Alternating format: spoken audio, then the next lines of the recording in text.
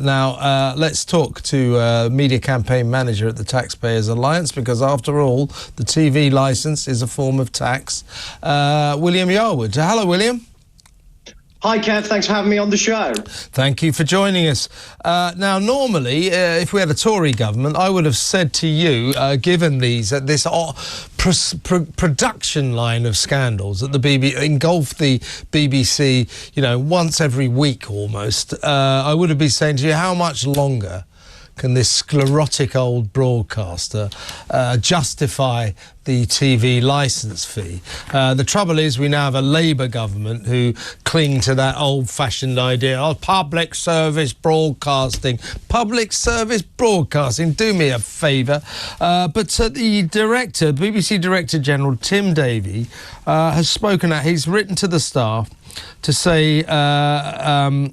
he said, aside from the challenges of delivering such brilliant output, I want to acknowledge that this has been a demanding period for the BBC and everyone who works within it. The shocking news about Hugh Edwards and other stories, he means Jermaine Janus, concerning, and of Strictly Come Dancing, concerning some of our high-profile shows, have put the BBC in the spotlight. It can be challenging for us all when the BBC becomes the headline.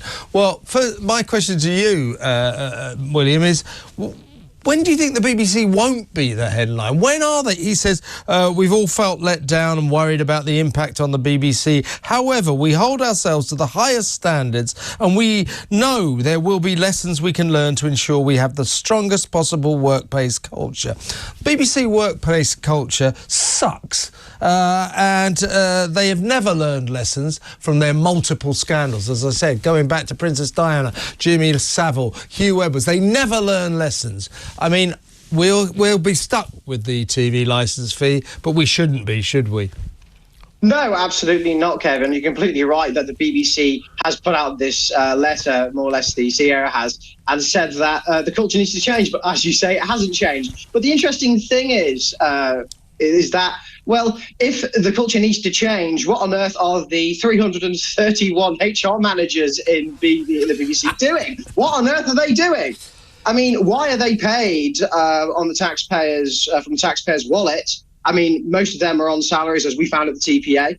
That the median salary at the BBC is just over 50k, which is about 50% more than the average median salary across the UK. And I think their response to this is going to be, oh, actually, we don't have enough HR managers. We need more taxpayer-funded HR managers to sort this out. When in reality, these things are happening because their HR managers are doing, I don't know. I have no idea what they're doing, but maybe that's the entire point. We don't know what they're up to. But yeah, the answer to all of this is just going to be more inquiries, more HR managers, and it's all going to come at the cost to hardworking taxpayers up and down the country. Yeah, you're right. I mean, the number of six-figure salaried middle managers at the BBC with job titles that is hard to work out is extraordinary.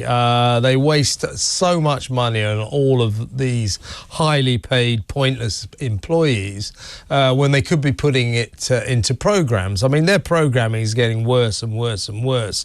And you've still got this Director General talking about delivering brilliant output. Where is that brilliant output?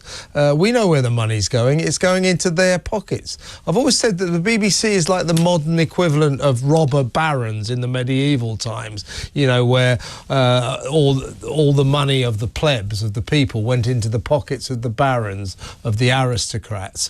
Now that system is maintained by the BBC. We give them 170 quid a year for our licence fee, and they put it into their pockets.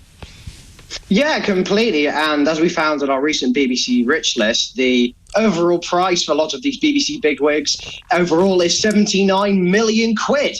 And of course, that's not coming from private funding. That's coming from ordinary, average people, such as people listening to this show, British taxpayers. And as you say, is it being put to good use? Absolutely not. It's going to fill the pockets of presenters, including our very own, of course, Gary Lineker, who's earning a whopping £1.3 million of taxpayers' cash, all the while working at the BBC, which pretends to, at least he pretends to be impartial, when, of course, he spends most of his time on Twitter running his mouth.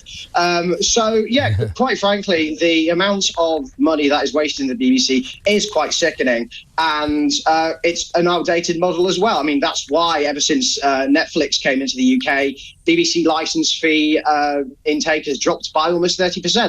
I mean, I don't know about you, Kev. I'm not sure it has actually much long to last. Well, the trouble is the Labour always love the BBC because they delude themselves. It's the highest order of public broadcasting. It isn't really. Talking of highly paid, William, Hugh Edwards, who last November, the Director General and his head of news and various other executives found out had been charged with with some serious paedophile sex offences. They didn't fire him. They kept him on staff, and he earned another £200,000 before they finally persuaded him to quit. They never did sack him. They then pathetically asked for their money back. I don't suppose they'll ever get it, will they? Well, I mean, it's a good sign that the BBC asked for it back in the first place, but if they hadn't, it wouldn't have been given back. Yeah. And that's the thing. And also, why on earth is Hugh Edwards allowed to get away with taking that level of money from taxpayers when he's under criminal prosecution? I simply just do not understand it. Welcome to the BBC, William. Thank you very much for your time. Great. Come on again soon.